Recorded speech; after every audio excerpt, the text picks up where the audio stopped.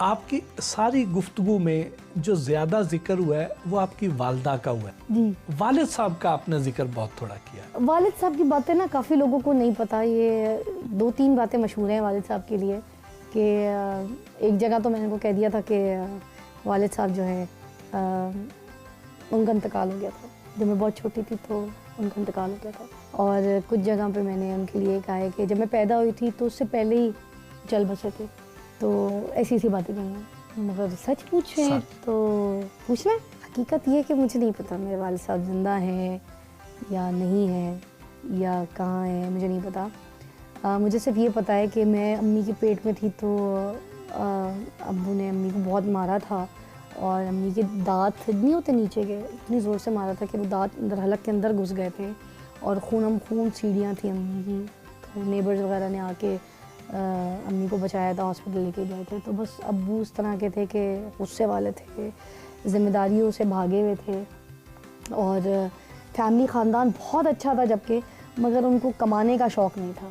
जो उनके बाकी हमारे जो ताया चाचा थे वो बड़े एस्टेब्लिश थे, मगर उनको कमाने वमाने का शौक़ नहीं था। तो अम्मी के पास पैसा था, पैसे वाली थी अम्मी के, अब्बू ख़ानदान फैमिली बहुत रिच थी। तो खैर अब्बू थोड़े से लालची थे, तो इस तरह से मार कुटाई भी करते थे। बस वो इस तरह ही होता था, दोस्ती यारियों में जाके अपना टाइम स्पेंड करते थे और बस पैसों के लिए आते थे, पैसे दो पैसे दो पैसे। तो ये सारी चीज़ें हमें पता थी। तो मेरे दिल से ना अब्बू वैसे ही उतर गया था। जो बाप वो होता है जो रोटी खिलाए, बाप वो होता है जो जिम्मेदारियाँ उठाए, बाप वो होता है जो बच्चों की स्कूलिंग के लिए सोचे, बाप वो नहीं होता जो पैदा करता है। बाप तो वो होता है जो प्यार से रोटी खाने वाला खिलाता है और बच्ची की फ़िक्र करता है, उसके फ्यूचर की, बेटी हो बेटा हो जो भी उसकी फ़िक्र करता है। हमारे अब्बू नहीं करते थे। हमारी अम्मी ही हमारे अब्बू थी, हमारी अम्मी हमारी माँ भी थी, हमें उनने ही पाला पोसा। जब बड़ी हुई तो एक हसरत थी दिल में। स्कूल जाती थी तो देखती थी मेरी फ्रेंड के अब्बू पिक करने आ रहे हैं, वो कोई अपने अब्बू का बता रही है, मेरे अब्बू ने ये दिलाया, मेरे अब्बू ने वो टॉय दिलाया, ये दिलाया। अंदर जलन पैदा। मेरी कभी उन लड़कियों से बनी नहीं जिनके अब्बू जिंदा होते थे। हर दोस्त से पूछती थी, तुम अपनी अम्मी को प्यार करती है अब्बू को ज़्यादा? किसी ने कह दिया अब्बू को दोस्त बनी नहीं सकती थी, किसी ने कह दिया अम्मी को मेरी बेस्ट फ्रेंड है। तो जब मैं बड़ी हुई मुझसे लोगों ने पूछना शुरू किया कि अब्बू कहाँ है, अब्बू कहाँ है? अब्बू का तो इंतकाल हो गया, अब्बू तो चले गए। कब का? हमारे बीच नहीं है अब्बू, अल्लाह ताला उनको जन्नत नसीब करे।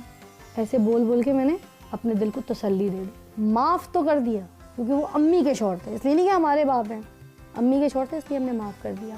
मगर ये बात कोई ठीक नहीं थी जो उन्होंने हमारे साथ किया। लोग तो जिम को प्रेफर करते हैं, आप यहाँ पे क्या करने आती हैं? खर्चे से तो बच के रहना चाहती हूँ। किस बात पे अम्मी से कभी मार पड़ी हो? किस बात से नहीं पड़ी, हर बात पे। सो जाओ, खा लो, कहाँ जा रही हो, गोदी आओ, चुप करो। हर बात पे यही चलता रहा, पूरा बचपन इसी में गुजरा है।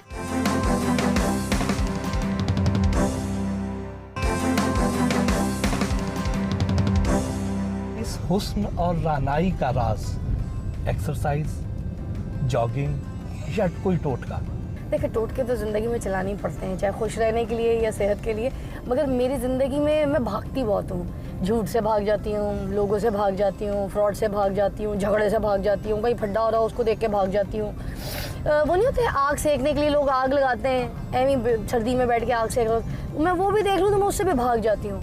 तो मैं सेहत के लिए भी भागती हूँ। एक्चुअली मेरी सेहत का राज है भागना। काम से तो नहीं भागती? काम से नहीं भागती। काम वो चीज़ है ना जो आपको रिस्क भी देता है, आपको सेहत भी देता है, आपको ग्रूमिंग भी देता है और आपको एनर्जी और चार्म देता है। तो मैं इन सब चीज़ों के साथ नहीं भाग सकती। ये तो मेरे दोस्त हैं, इनके साथ तो जीना। इतनी मसरूफियत, हर वक्त बिजी बिजी बिजी, फिर कैसे मैनेज करती हैं टाइम इस जॉगिंग के लिए, एक्सरसाइज के लिए? बड़ा अच्छा सवाल है। वैसे लोगों को लगता है मैं बहुत बिजी हूँ, मैं मुझसे फारिग इंसान दुनिया में पैदा ही नहीं हुआ, काम ही नहीं करती मैं। देखिए जब से शादी हुई तो हार्डली मैं साल की एक सीरियल करती थी। उसके बाद जब से फराल पैदा हुई है तो मैंने सीरियल्स को बायकॉट कर दिया। मैं सीरियल्स ड्रामा नहीं कर सकती, कुछ सुबह जाऊँ मैं रात का हूँ, 8 घंटे की या 12 घंटे की शिफ्ट मैं करा ही नहीं सकती, मैं आर्टिस्ट हूँ, मैं नहीं हूँ। तो मैंने इसलिए एंकरिंग का शोबा चूज़ कर लिया क्योंकि मैं अपना बोलती चालती कुछ अच्छा हूँ। तो मेरे लोगों को बोलना पसंद है कि जो भी ऊट कुछ पटांग बोल देती हूँ, लोग उसको ज़रा फॉलो कर लेते हैं। तो मैंने कहा चलो ठीक है, पर इसी स्टाइल को बेचते हैं आगे, जब यही लोग पसंद करते हैं तो यही बोलो, इसी का जो है ज़रा फ़ायदा उठाते हैं। तो मैंने होस्टिंग की फील्ड अपना ली और मैं सिर्फ होस्टिंग में हार्डली 2, 3, 4 या 6 घंटे देती हूँ और बाकी टाइम फिर फराल को देती हूँ। और सुबह सुबह उठ जाती हूँ क्योंकि मैं माशाल्लाह बोलना नहीं चाहिए, मगर लगता है कि हम जैसे लोगों को भी ये बात बतानी चाहिए। अभी भी आप आए हुए थे तो मैं अंदर पहले अपने नमाज का काम करी थी, तो आई डोंट लीव माई नमाज नो मैटर व्हाट। जो मेरे मीडिया के लोग हैं ये जानते हैं इस बात को। तो मुझे लगता है आज थोड़ी सी दीन की भी रस्सी पकड़ी हुई, तो इसलिए अल्लाह ने मेरे भी रास्ते आसान किए हैं। कभी इत्तफाक हुआ हज पे या उम्रे पे जाने का? नहीं जा नहीं सकी। अम्मी का इंतकाल कैंसर से हुआ था, तो अम्मी की बहुत बुरी हालत थी, बहुत सफ़र किया अम्मी ने। आपको पता है कैंसर पेशेंट क्या होता है, पता ही नहीं था अम्मी जा रही हैं। तो अम्मी का वीज़ा लग गया था, मेरा भी हो गया था। मेरा तो पासपोर्ट ही नहीं बना था ज़िंदगी, पहली मरतब पासपोर्ट इस चक्कर में बनवाया था कि हमने जाना है वहाँ पे, और इंशाल्लाह ताला हमारी दुआएं कबूल होंगी और हम वहाँ पे ज़ियारत करेंगे। तो बस अम्मी का बुलावा आ गया, अम्मी चली गई। तो जहाँ पर अम्मी चली गई तो आपको पता है 70 माह से ज़्यादा प्यार करने वाला अल्लाह की ज़ात। फिर ना उम्रा हो सका ना कुछ, मगर ये है कि ख्वाहिश बहुत है। आजकल का जो दौर है, लोग तो जिम को प्रेफर करते हैं, पार्क्स तो मुझे उतने आबाद नज़र नहीं आते हैं। आप यहाँ पे क्या करने आती हैं?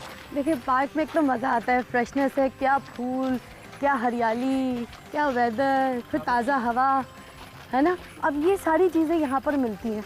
वो देखें सामने क्या खूबसूरत हरियाली और फूल, क्या खलियान। अब ये देखते हैं ना तो अच्छा लगता है, ज़रा फ्रेशनेस की फीलिंग आती है। आप जिम जाते हैं वहाँ पर सिर्फ म्यूज़िक होता है, धड़ धड़ बड़ बड़ बड़ बड़, और ट्रेडमिल के ऊपर आपने 20 से 25 मिनट वॉक करना है, दूसरा एक दूसरे की शक्लें देखनी है। वो क्या कर रही है आंटी, अच्छा अच्छा, दूसरी गॉसिप होना शुरू हो जाती है। कोई अगर कोई दोस्त मिल जाए आपको, अच्छा फ़लानी के वहाँ ये हुआ है, फ़लानी के वहाँ वो हुआ है, ये बातें करते करते आपका टाइम वेस्ट हो जाता है। अगर आप बात नहीं करते तो लोग कहते हैं एटीट्यूड बहुत दिखा रही है, ठीक है। फिर 50,000 रुपये महीना आप पे करो जिम का, उसके बाद इंस्ट्रक्टर का भी पे करो, फजूल का खर्च है कि नहीं है। तो उससे बेहतर ये है कि यहाँ पर आओ, थोड़ी सी योगा स्टेप्स करो, एक्सरसाइज के एरोबिक स्टेप्स कर लो और यहाँ पर अपनी वॉक करो। कोई ना पूछता है ना ताशता है ना नेचर के करीब रहना चाहती हैं? नेचर के करीब नहीं, मैं खर्चे से बच के रहना चाहती हूँ। आपको टोटका गर्ल के नाम से भी पहचाना जाता है, कौन से टोटके बताती हैं? अम्मी हकीम थी ना, तो अम्मी बचपन से ना क्या करती थी, उठवाया करती थी दवाइयाँ, माजून बनवाया करती थी। अब इतने सारे अम्मी के क्लाइंट आते थे, कोई किसी बीमारी का मरीज़ होता था, कोई किसी को कुछ अमराज होते थे, तो वो कहते थे कि ये दवाई चाहिए। अब अम्मी के पास इतने असिस्टेंट नहीं होते थे, एक लड़का एक लड़की होती थी, वो दवाइयाँ बनाती थी अम्मी के साथ, गोलियाँ, मीठी गोलियाँ सब। तो फिर मैं क्या किया, ड्रॉप्स, तो मैं क्या करती थी कि अम्मी के साथ ही घुसी रहती थी, जैसे ये मेरे अंदर घुसी रहती है। इसी की उम्र से मैं दवाइयाँ अम्मी के साथ मिल के कूटती हूँ, तो वो सारी दवाइयों की ना थोड़ी बहुत रेसिपीज़ मुझे पता है। तो मैं इसलिए लोगों को टोटके बताती हूँ उनकी सेहत के हिसाब से, शुगर के हिसाब से, ब्लड प्रेशर के हिसाब से। मैं वाहिद लड़की हूँ जो खाने पकाती है, मगर खाने वो होते हैं जैसे बिरयानी है तो वो भी डाइट, कौरमा है तो भी डाइट, निहारी है वो भी डाइट, तो मैं इन खानों को भी डाइट बना देती हूँ। किस बात पे अम्मी से कभी मार पड़ी हो? किस बात से नहीं पड़ी, हर बात पे। तो जाओ खा लो, कहाँ जा रही हो, गोदी आओ, चुप करो। हर बात पे यही चलता रहा है, पूरा बचपन इसी में गुजरा है। और माँ की डांट ये वाली, अगर आप लैंग्वेज माँ से नहीं सुनते ना तो माँ नहीं लगती। अब आजकल के जो दौर में देख रही हूँ, जो माएँ आ गई, वो आ गई, sweet heart you're okay, all right, listen, your papa is calling you, you go there, sit with your papa, okay, I'm coming, all right। सुनते ही नहीं है बच्चे। और अगर मैं इस तरह बोल, जाओ अबू बुला रहे, अबू के पास जाके बैठो, मैं आती हूँ, ओके, चलो जा मेरा बच्चा, चली जाएगी, है ना। ये जो माँ बाप इस तरीके से अपने बच्चों को डांटते हैं, डपटते हैं, तो आजकल जो कॉन्सेप्ट है कि बच्चों की पर्सनैलिटी तबाह हो जाती है, इससे आप किस हद तक इत्तेफाक करती हैं? नहीं, बिल्कुल नहीं होती। मुझे लगता है ये बात ही गलत है। जो बच्चे अपनी माँ बाप की डांट सुनते हैं और जो माँ बाप अपने बच्चों पे कड़ी नज़र रखते हैं, वो कहते हैं ना ज़बान शीरी मुलगिरी, तो ज़बान मीठी रखो, मगर कहते हैं माँ बाप के लिए, बल्कि ये मुझे लगता है ये बात सही है कि खिलाओ सोने का निवाला मगर देखो शेर की निगाह से। तो अपनी औलाद के साथ यही करना चाहिए।